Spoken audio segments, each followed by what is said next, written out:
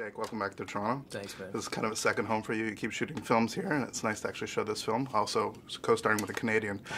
One of the things that you have done remarkably over the last several years are take these sort of traditional storylines and inject something really new and interesting with this incredible intensity and grace to it. If you could just talk about what your take was on the boxing genre. Yeah, well, it's been done so many times before, and brilliantly. And so it's intimidating, and ultimately, you sort of cower at the idea of trying to do it again. And there's a presumption, I think, too, that's assumed that, like, if you're going to get into it, like, why are you doing it? Like, are you trying to copy this, or do you want to do this, or did you watch these performances to mimic that? And really, I think, number one, I love being physical.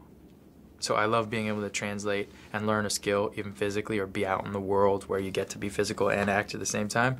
That's just, like, simply put, I love that. But the story offered an opportunity to explore behavior. And so Antoine and I, based on our relationship and the type of stuff he loves, which he really loves actors, and he loves human behavior and the complications between people. And he allows for improvisation, and I think there are places in certain stories that really, the improvisation is great service to the story, and some, like Nightcrawler, where it's not. You just say the words, and you say them to the period, and you try and do your best with, like, brilliant dialogue. This movie was about finding the specificity in the people who were playing the roles. And so we improv'd a ton, and we were discovering stuff, and that's what got me excited about it. But given all that, given the improv nature of the performance, and it feels definitely there's a verisimilitude to your performance, which is extraordinary.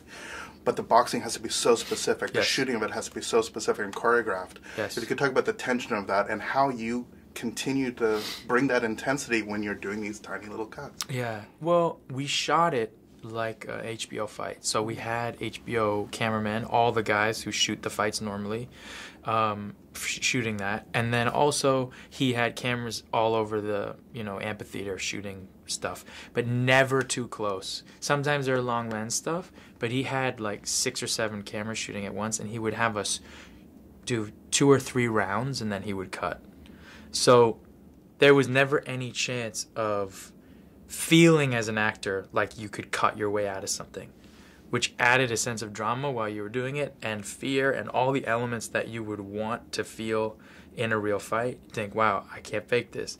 All right. And people are like, oh, you get punched, you're worried about your face. I go, like, no, I'm just more worried about it looking like crap. You know what I mean? I mean, that's like, I would, when I got punched, and I said, like, if I said to every cameraman, I was like, if you don't get this, if I get punched and you don't shoot it, like, like, get in the ring. Because, and, like, that's what you're there for. You're there to get hit and to do your choreography, but for them to catch it. And that, we did 20-minute long takes. We shot whole mags, mag after mag, We'd sit there 20 minutes. I'd be like, is he gonna, sometimes rounds that weren't 3 minutes, be like 7-minute round, we'd still be doing choreography. I'm like, Antoine, ring the bell. I mean, he rang the bell. Antoine, ring the bell. I mean, a boxing match is a conversation, really, between these two people. Yeah. You're working with sometimes non-professional actors, but professional fighters in that dynamic. What are you getting out of that as a performer? And on the other side, how do you keep the dynamic between the actors just so tight? With the fighters who are professional fighters, the thing is, I felt most comfortable with them in the ring because their accuracy and their ability to throw a punch and not throw a punch is beyond anything I can comprehend. So I was comfortable weirdly with the professionals. I have Victor Ortiz, boxing at my head, and I'm not allowed to punch back. I felt comfortable with him.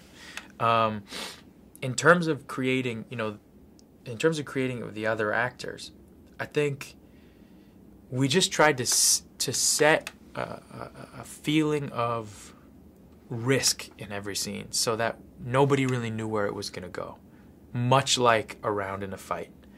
When we did a scene, Antoine would come to me and he'd say, like, this one's all yours, like, do whatever you want to do in this, and I'd go, okay. And then there were these massive failures, like I'd do a scene and I wouldn't know what I was doing, and it would just be redundant and boring and it wouldn't work.